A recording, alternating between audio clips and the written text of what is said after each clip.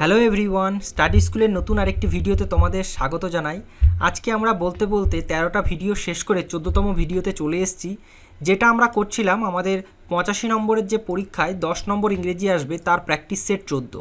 তোমরা যারা আগের ভিডিও দেখোনি, তোমাদের সুবিধার্থে আমি কিন্তু প্লেলিস্ট করে দিয়েছি এবং পরের ভিডিও এই প্লেলিস্ট থেকে দেখে নেবে। ভিডিওর নিচে ডেসক্রিপশন বক্সের লিঙ্ক আছে। পরীক্ষার আগে কিন্তু অবশ্যই এই 20টা মক টেস্ট কিন্তু কমপ্লিট করে যাবে। দেখো, তোমরা প্রথমে যেমন রেসপন্স দিয়েছিলে প্রথমের ভিডিওগুলোতে, এখনকার ভিডিওগুলোতে সেই রকম কিন্তু শেয়ার কিন্তু হচ্ছে না। তবুও আমি কিন্তু এই কন্টিনিউ করে যাব। আমি 20খানা ভিডিও তোমাদের যেটা বলেছি সেটা কিন্তু আমি কিন্তু তোমাদের করে দেবো। তো চলো, আজকে একটা রিকোয়েস্ট আছে, আজকে যেন সবাই কমেন্ট করবে 10 আউট অফ 10। কেন? কারণ আজকে আমি অনেক কোশ্চেন লেভেলটা একটু মিডিয়াম রেখেছি, যাতে তোমরা পূর্ণ নম্বর পেয়ে কনফিডেন্সের বেলুনে বাতাস ভরে নিতে পারো। ওকে, তো দেখো, প্রথম যে কোশ্চেনটা আমি রেখেছি সেটা হচ্ছে he dash me the picture just নাও।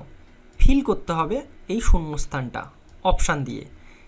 তোমরা টেন্স আমি তোমাদের বলেছি, প্রত্যেকটা টেন্সের স্ট্রাকচার আমাদের জানতে হবে এবং শুধু স্ট্রাকচার জানলে হবে না, তারও কিছু কিছু নিয়ম আছে, ছোট ছোট নিয়ম, সেই নিয়মগুলোও জানতে হবে। এখানে কারেক্ট আনসার জেনে রাখবো, হ্যাজ শোন।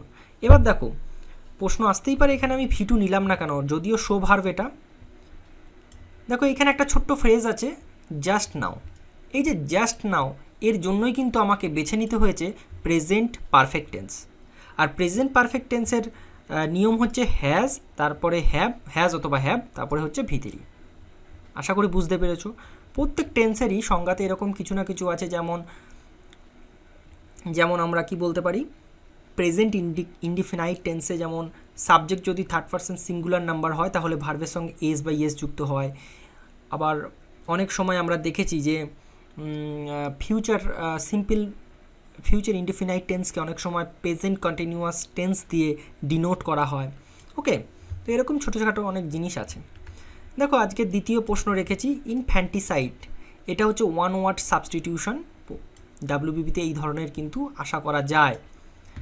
তো এখানে অপশানের মধ্যে বলতে হবে কোনো বয়স্ক ব্যক্তিকে মারা, কোনো শিশুকে মারা, নাকি কারো ভাইকে, নাকি খাবারের জন্য কোনো অ্যানিমেলকে মারা। একদম ঠিক হবে যারা অপশান বি টিক করেছো, কোনো শিশু হত্যা। দেখো, বোন হত্যা, মাতৃ হত্যা, পিতৃ হত্যা, এই যে ওয়ান ওয়ার্ড সাবস্টিটিউশনে এই যে লিস্ট আছে, এখান থেকে কিন্তু পড়ে রাখবে, কারণ এখান থেকে দেওয়ার মতো। 3 দাগের প্রশ্নটা আমরা দেখে নেব। এখানে তোমাকে, এটা একটা ফ্রেজাল ভার্বের কোশ্চেন, আমি কিন্তু তোমাকে ফিল করতে হবে এখানে প্রিপোজিশন দিয়ে। জানো যে এই প্রিপোজিশনটা যদি এখানে বসাই, এখানের মধ্যে কোনো একটা প্রিপোজিশন, তাহলে সেটা ফ্রেজাল ভার্ব করছে। ওকে, তো অ্যাপ্রোপ্রিয়েট প্রিপোজিশন বসাতে হবে। দেখো, UNESCO stands dash the United Nations Educational Scientific and Cultural Organization. তোমাকে ফিল করতে হবে, মানে ইউনেস্কো মানে United Nations Educational Scientific and Cultural Organization. Okay, পাশে বলে রাখবে ইউনেস্কোর যে তোমাদের এটা জিকেতে পড়েছো যে সদর দপ্তরটা, অবশ্যই তোমরা কমেন্টে জানাবে। ওকে, দেখো, আমরা তো এটিএম পড়েছি, এটিএম পড়েছি। তো এবার এটিএমের এটিএম আলাদা আলাদা মিনিং আছে, অটোমেটেড, টেলার, মেশিন। এই যে এ মানে কি, বিটি মানে কি, এম মানে কি, এই যে মানে বলি বাংলায়, সেটাই হচ্ছে এখানে স্ট্যান্ড ড্যাশ। এবার বলতে হবে তোমাদের স্ট্যান্ড বাই না অফ না ফর না উইথ, স্ট্যান্ড ফর হবে। দেখো, কোনো কিছু রিপ্রেজেন্ট করা, ডিনোট করা, মানে কি, ঠিক আছে। তো মিন অর্থাৎ টু মিন, দেখেছো, মানে ইউনেস্কোর ইউ মানে একটা ইউনাইটেড নেশনস, ই মানে এডুকেশনাল, এস মানে সায়েন্টিফিক। ছোটোবেলায় এভাবে পড়েছি আমরা, এইভাবে পড়েছি যে এ ফর কি অ্যাপেল, বি ফর বল। এবার দেখো, ছোটোদের তো এখানে এই স্ট্যান্ড, এ মানে অ্যাপেল, বি মানে, এবার ছোটোদের এবিসি শেখাচ্ছি, সেখানে তো আর স্ট্যান্ড ইউজ করা যায় না, তাই ওটা ইনফর্মাল হিসাবে বাচ্চাদের শেখানোর জন্য এ ফর অ্যাপেল আমরা ইউজ করি। অ্যাকচুয়ালি যেটা ওয়ার্ডটার মানে হচ্ছে স্ট্যান্ডস ফর।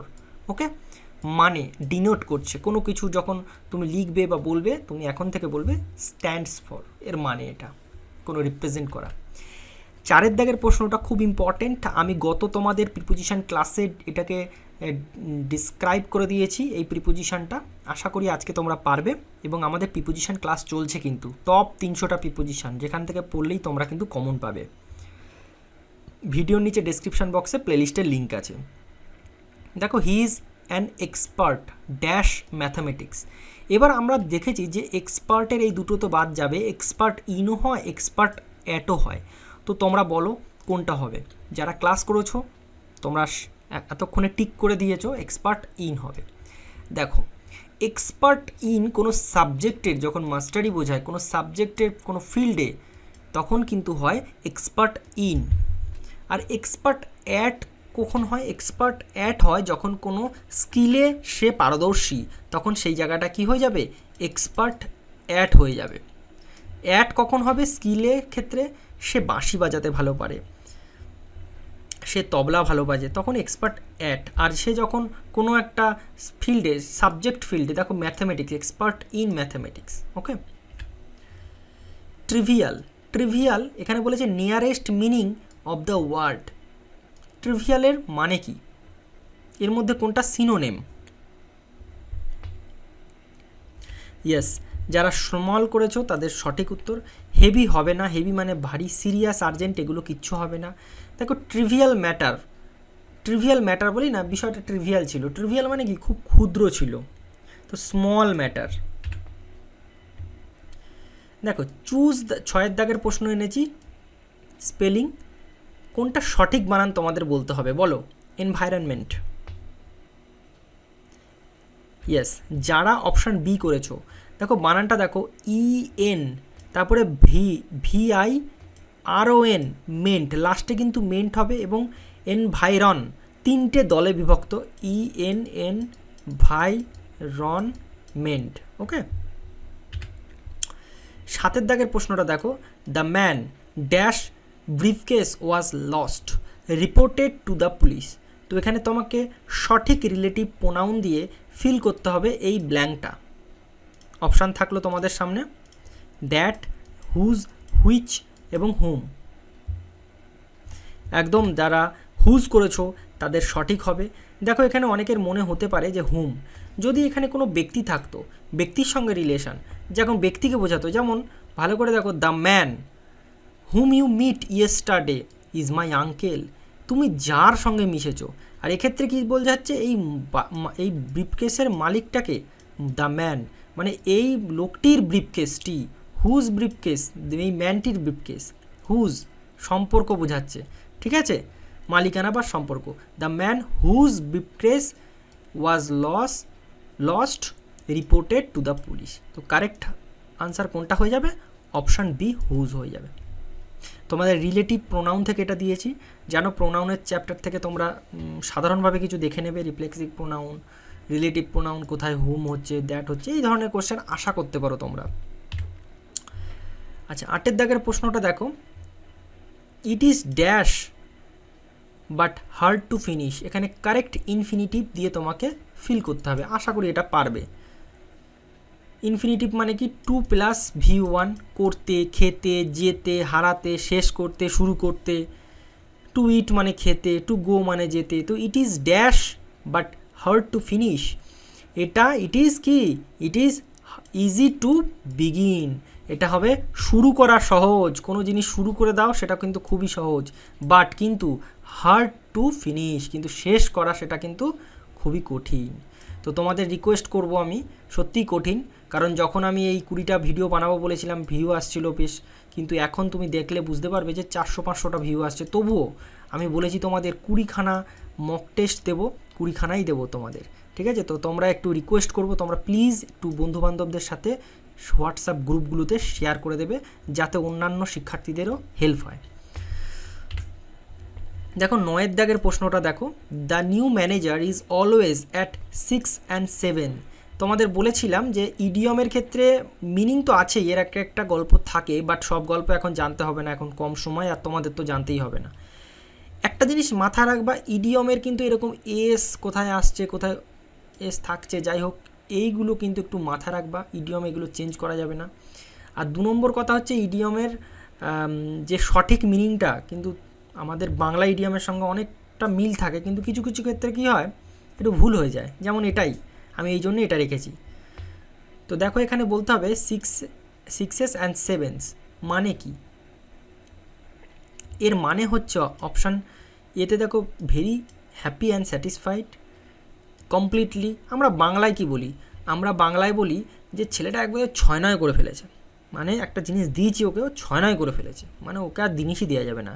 এইবার আমাদের সাধারণভাবে বাংলায় কি হয়, ছেলেটা কমপ্লিটলি ডিস্ট্রয় করে ফেলেছে, কিন্তু এটা কি হয়ে যাবে, এটা হয়ে যাবে একটা ভুল হয়ে যাবে। এই যে আমরা বাংলায় যেটা বলি 9-6, তোমরা হয়তো ভাববে এটারই বাংলা, না, এটা হচ্ছে অ্যাকচুয়ালি 6 অ্যান্ড 7 মানে হচ্ছে ডিসঅর্ডার। অপশান বি হয়ে যাবে কারেক্ট আনসার। দেখো আমি বলি, প্রথম যখন আমি এটা শিখি এবং পরীক্ষায় আসে আমি এটা ভুল করেছিলাম। 6 and 7 মানে আমি ডিস্ট্রয় দিয়েছিলাম, কারণ আমি এইটাই ভেবেছিলাম, যেটা আমি তোমাদের এখনই বললাম, আমি ওটাই ভেবে ছেলেটা 6-9 করে ফেলেছে মানে ধ্বংস করে ফেলেছে। না, একদম না, ডিসঅর্ডার, এলোমেলো করে ফেলেছে বিষয়টা, একদম মানে পুরোপুরি কী বলবো, কনফিউজিং বিষয় করে ফেলেছে, ব্যাপারটা একটা পরিস্থিতি সৃষ্টি করেছে। অর্ডার ছিল, সেটাকে ডিসঅর্ডার করে ফেলেছে। 6 এবং 7 মাথায় রাখবা, ওকে, এটা যেন না ভুল হয় তোমাদের। 10-এর দাগের একটা প্যাসিভ বাক্য এনেছি এবং এটা রেখেছি প্রশ্নবোধক বাক্যে, তো তোমাদের এটা বলতে হবে। এখানে কারেক্ট আনসার হয়ে যাবে অপশান বি। দেখো তোমাদের যদি সমস্যা হয় এটাকে তোমরা কি করে নেবে, হ্যাঁবাচক বাক্যে করে নেবে, এরকম করে নেবে, হি ওয়াজ টেকিং টি, আমি এরকম লিখলাম কোনো রকমে, তাহলে এটা তুমি ঠিক বাক্যে লিখলে, অ্যাফার্মেটিভ মানে হ্যাঁবাচক। এইবার বলো ওয়াজ আর আইএনজি থাকলে তোমার কি হবে, টি এর ক্ষেত্রে চলে আসবে, টি সামনে চলে আসবে, টি, তারপরে একটা বিইং আসে, আমরা জানি টি ইজ বিইং, তাহলে এই যে বিইং আসে, এবার তুমি হিসাব করে দেখো কোথায় আছে এগুলো, তখন আবার উল্টে দেবে। আশা করি আমি বোঝাতে পারছি। যদি তোমার সমস্যা, আর যারা জানো তাদের তো কোনো ব্যাপারই না, এটা করেই ফেলেছে এতক্ষণে।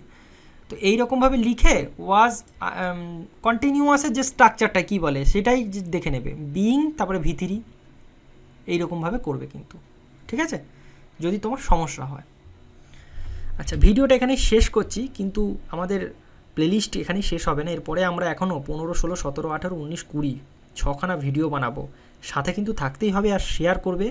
এবং তোমরা যদি শেয়ার করো, লাইক করো আর কমেন্ট করো, তাহলে আমি মোটিভেট হব পরবর্তী ভিডিওগুলো ভালোভাবে বানাতে তোমাদের জন্য, এবং রেগুলারলি আনবো সেটা।